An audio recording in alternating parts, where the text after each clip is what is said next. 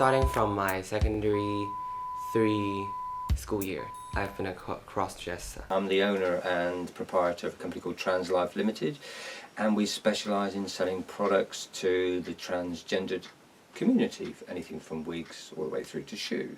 The people in Hong Kong is more close-minded, and because like the Chinese culture is like they just have a gender stereotype. I've experienced dressing up as a woman in Hong Kong, walking down the street, and people be like, is that when I go with my partner out and we're going to the clubs and the bars, it's the hard time that she gets. I think she gets a rough ride because they start asking questions like, I've heard it before, what are you doing going out with it? Well, hang on a minute, first of all, I'm not an it. You know, I'm a human being, and I have, you know, I have certain sort of rights as well as you do. I'm not an it for a start, and how many times she's had to say, no, I'm not a lesbian. But she's clearly not. She's you know, a straight girl. And these are the general questions you get from generally straight guys or straight girls.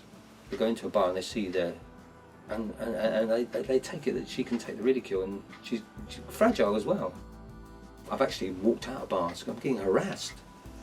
I think that's really, and how male, you know, if you wear certain dresses and you make sure that you've got all this shading, it looks like you've got a bust and things like that. How men will talk down to you like this, literally talking down to your bust, and you're going, there's nothing there, it's just nothing, well, why are you doing this? And you get a little bit of a perception. It's fun at times, you think, can't be doing a bad job here, but it is quite an odd feeling.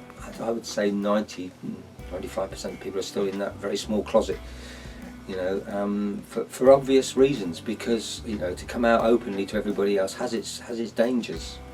And because everybody is frightened of the positive reaction, they keep this secret inside of them.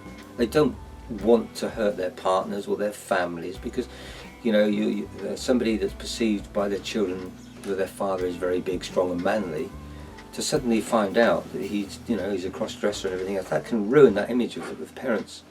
And you know, we can all understand that. So there's certain things you want to keep to yourself, and you don't want to hurt anybody else. And I think that's a difficult thing, is getting the level of acceptance where you can openly talk about it and express what really is part of you. it's not an easy path to go on with my parents. I don't know why I just speak it out to my parents like, oh, I dress up as a girl and I look like this. How do I look?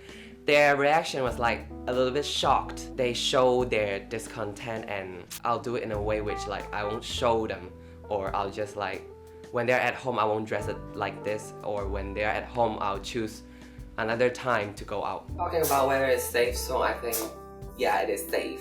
In Brighton, like, people are more accepted to it, and the people in the shop even call me like a girl, or if you're dressing up as a girl, I'll call you a girl. You feel more comfortable and accepted in the community of Brighton. You know, Brighton has a certain, it has its own ambience about it. I don't know whether it's being by the sea and everybody's a little bit more relaxed, or because there's a good, strong and very popular sort of university culture here, young culture, and also there's a very big sort of gay scene in Kemp Town, and I think the mix goes together really well, because you can walk down the street and within a matter of 5 minutes you've seen everything. Absolutely everything that you'd like to see or not like to see. It's so friendly and easygoing. I think, having travelled to Manchester and Birmingham and lived in London and been on the tranny scene for an awful long time, I can quite confidently say that Brighton is the best place to be.